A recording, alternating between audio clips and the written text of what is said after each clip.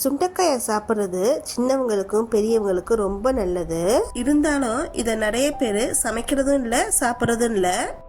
அதனால நாம தான் ஒளிச்சு வச்சு சமைச்சு கொடுக்கணும். முன்னாடி ஒரு அட்வர்டைஸ்மெண்ட் வரும், மம்மி செய்யறா ஒளிச்சு வைக்கிறான்னு. அதே போலதான் ஃபர்ஸ்ட் சூப் எப்படி செய்யறதுன்னு பார்ப்போம்.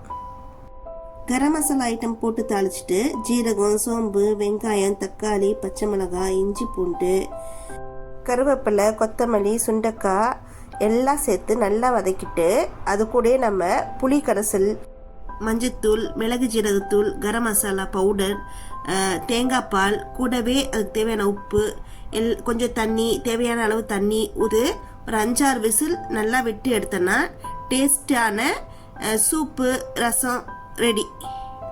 அடுத்து நம்ம சாம்பாருக்கு பருப்பு கூடவே சுண்டைக்காயும் சேர்த்து வேக வைக்கிறதுனால அது நல்லா குழஞ்சி போயிடும். அதனால பிள்ளைங்களும் இதை தெரியாமே சாப்பிட்ருவாங்க. இப்போ நாம் சுண்டைக்காய் சட்னி எப்படி செய்யலான்னு பார்க்கலாம். அதுக்கு தேவையான பொருள் எல்லாம் எடுத்துட்டு அதெல்லாம் சுண்டைக்காயோட சேர்த்து வதக்கிட்டு அடைச்சி கொடுக்கறதுனால பிள்ளைங்களுக்கு எந்த வித டேஸ்ட்டுமே தெரியல. ஏன்னா எங்கள் வீட்டில் எல்லாரும் விரும்பி சாப்பிட்ற சட்னி தான் இது.